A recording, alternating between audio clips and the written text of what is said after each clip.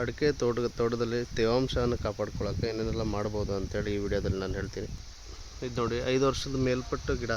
ಇದಕ್ಕೆ ನಾವು ಬೇಸಿಗೆಯಲ್ಲಿ ತೇವಾಂಶ ಕಾಪಾಡಲಿಕ್ಕೆ ಇದ್ರ ಕೆಳಗಡೆ ಹುರುಳಿ ಬೀಜನ ಹಾಕಿದ್ದೀವಿ. ಇದು ಆಲ್ರೆಡಿ ಒಂದು 6 ಇಂಚಷ್ಟು ಹೈಟ್ ಕೂಡ ಆಗಿದೆ. ಈಗ ಇದರಿಂದ ಏನಾಗುತ್ತೆ ಅಂದರೆ, ಹುರುಳಿ ಒಂದು ದ್ವಿದಳ ಸಸ್ಯ ಆಗಿದ್ದು ಅದರಿಂದ ನಿಮಗೆ ನೈಟ್ರೋಜನ್ ಫಿಕ್ಸೇಷನ್ ಆಗುತ್ತೆ.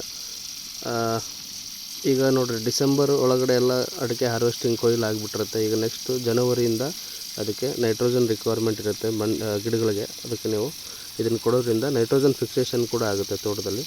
ಆಮೇಲೆ ತೇವಾಂಶ ಹಿಡಿದಿಟ್ಕೊತವೆ. ಗಿಡದ ಬಡ್ಡಿಗೆ ನೀವು ನೀರು ಬಿಟ್ಟಿರ್ತೀರಿ, ಆ ತೇವಾಂಶ ಹಿಡಿದಿಟ್ಕೊಳ್ಳುತ್ತೆ. ಭೂಮಿ ಬೇಗ ಡ್ರೈ ಆಗೋಕ್ಕೆ ಕೊಡೋದಿಲ್ಲ. ಇದೊಂದು ಪ್ಲಸ್ ಪಾಯಿಂಟು. ಇದನ್ನೆಲ್ಲರೂ ಎಕ್ಸ್ಪೆರಿಮೆಂಟಲಾಗಿ ಮಾಡ್ಬೋದು.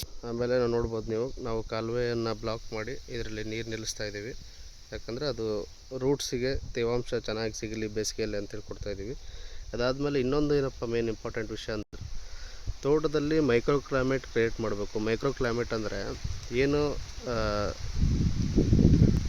ಈಗ ಫಾರ್ ಎಕ್ಸಾಂಪಲ್ ಅಲ್ಪಾವಧಿ ಬೆಳೆಗಳು, ಹಲಸಂದಿ, ಆಮೇಲೆ ತೊಗರಿ, ಸೋಯಾಬೀನ್ ಇಂಥ ಬೆಳೆಗಳನ್ನ ನೀವು ಹಾಕೋದ್ರಿಂದ ಏನಾಗುತ್ತೆ, ತೋಟದಲ್ಲಿ ಮೈಕ್ರೋ ಕ್ಲೈಮೇಟ್ ಅಂದರೆ ತೇವಾಂಶ ಚೆನ್ನಾಗಿರುತ್ತೆ. ಆವಾಗ ಬಿಸಿಲಲ್ಲಿ ಮಣ್ಣು ಬೇಗ ಆರೋದಿಲ್ಲ. ಆಮೇಲೆ ಒಳ್ಳೆ ತೇವಾಂಶವನ್ನು ನೀವು ತೋಟದಲ್ಲಿ ಮೇಂಟೈನ್ ಮಾಡ್ಬೋದು. ಕಡಿಮೆ ನೀರಿದ್ದರೂ ಕೂಡ ಈ ಥರ ನೀವು ಮೇಂಟೈನ್ ಮಾಡ್ಬೋದು.